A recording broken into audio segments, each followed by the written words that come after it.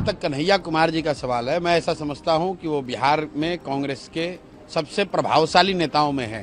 कांग्रेस बिहार में आरजेडी की पिछलग्गू पार्टी है। Jan Swaraj Party Chief Prashant Kishore praised NSUI in charge Kanhaiya Kumar, calling him Congress's most influential leader in Bihar, while hinting at rifts within the India bloc.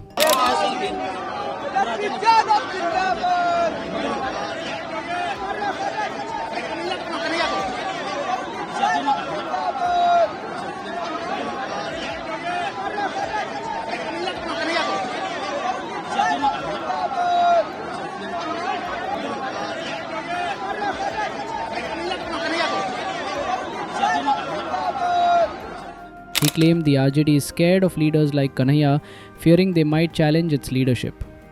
Kishore made these remarks after Kanhaiya Kumar and Pappu Yadav were stopped by security from boarding a van with Rahul Gandhi and Tejashwi Yadav during the Mahagathbandhan's Bihar Bandh protest in Patna.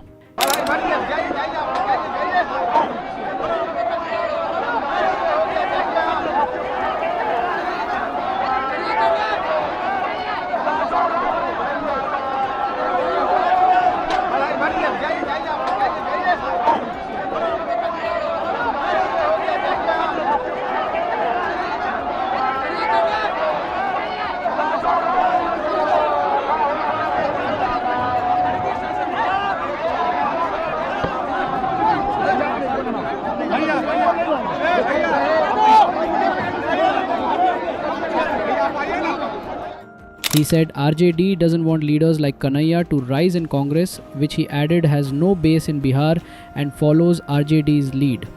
Videos of the incident have sparked speculation about tensions within the alliance, which is protesting the Election Commission's voter list revision ahead of the Bihar Assembly polls.